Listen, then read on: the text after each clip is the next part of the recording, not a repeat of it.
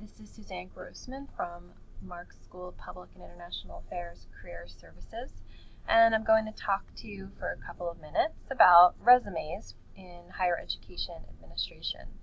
So here we're looking at a sample, and I'm going to point out a couple of things to you about resumes, which hopefully you'll find helpful.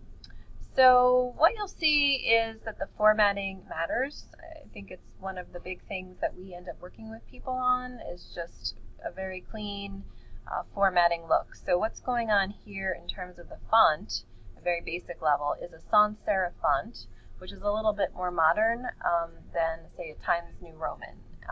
So this is Calibri, which is a font that I'm fond of. And the margins are, to create this look, is 0.5 at the top and bottom, and let's see, and 0.5 around. Now you could do 0.5 on the left and right, or 0.7 or 0.8. It's a small detail, but makes a big difference in terms of a nice frame for your resume. This resume is a one-page resume. The person you'll see here is a relatively recent graduate from undergrad. You don't want a resume that's more than 2 pages. I used to be guilty of having a 3.5-page resume until someone set me straight. So no more than 2 pages. If you're a relatively recent grad from undergrad, 1 page. If you've been out for a while, you can have a 2-page resume. And then, so this person at that point has their education section at the top. And I think if you're a career changer, and that makes sense, you could have your education at the top. If you have a number of years of experience post undergrad, then your education section will appear at the bottom, and you'll just start at the top with work experience. This resume does not have a summary section.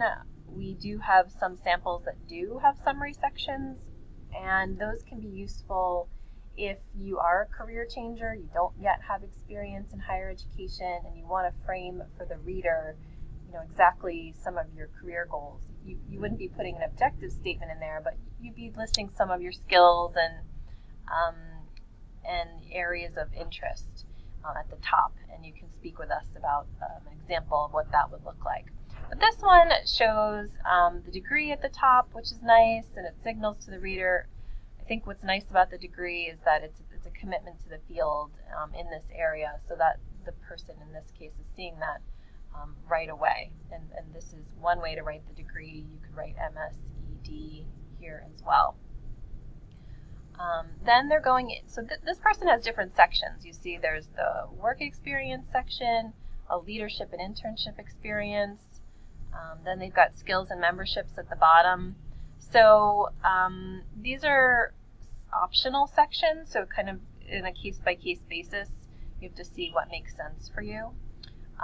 But in terms of representing your company name, so you've got, usually an employer wants to see where did you work and what did you do. So what's the company name, what's your title? What's the company name, what's the title? Here we have all caps, again going back to the formatting, and then the title right beneath it. Over on the right-hand side, dates are usually expected along the right-hand side. You don't need to have months.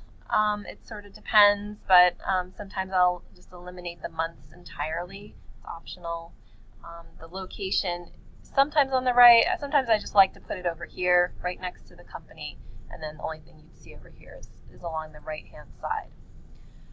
So a big part of when we work with people on resumes is we're often working on the bullets, because you want to write the resume accomplishments oriented rather than a job description. You want to avoid things like responsible for, which is more just, this is your job description. You want to be able to communicate on the resume, why was your organization or company better, different, or improved because you were there. And so you need to be thinking along those lines. And like you see here, this person says they created and revised systems. So, and not being afraid to be specific. So this person's listing a specific program that they worked on. Numbers are extremely important. Here you see the number 15, 100 plus events. So if the person had just written implemented events, I wouldn't have the sense of the scope. So was it 2 events? Was it 50? Was it 1,000? So that really is important, and it's going to pop out to the eye as well as you're reading it. So yes, key principle, focus on your accomplishments, not just your job description, and remember to quantify. And remember to use the language of the job description itself. So you really want to look, okay, in the same way as the cover letter, you want to think about what does it say, what are they saying they want, and am I making sure to communicate that? And you can also reorder the bullets, pull something to the top if that makes sense for the job description itself. This person has various things that they did as an undergrad. Again, they're kind of a more recent graduate, and they can talk about those things. And sometimes if you're not in the higher education field, but you did some things as undergrad, you can put that here, and that will make a difference to the application depending on how long you've been out. Don't forget to put your memberships. Professional associations are really important. This person is a member of NASPA. They also are highlighting some social media skills, which in certain higher education jobs, is important in terms of technology. And they've got their computer skills and languages. So this is a very basic higher education administration resume. We have other examples out there, but this gives you a sense of sort of the clean formatting, the font, the types of things you want to be highlighting, and always making sure to match it to the job description itself. So reverse engineering your resume so it's really standing out for that specific job.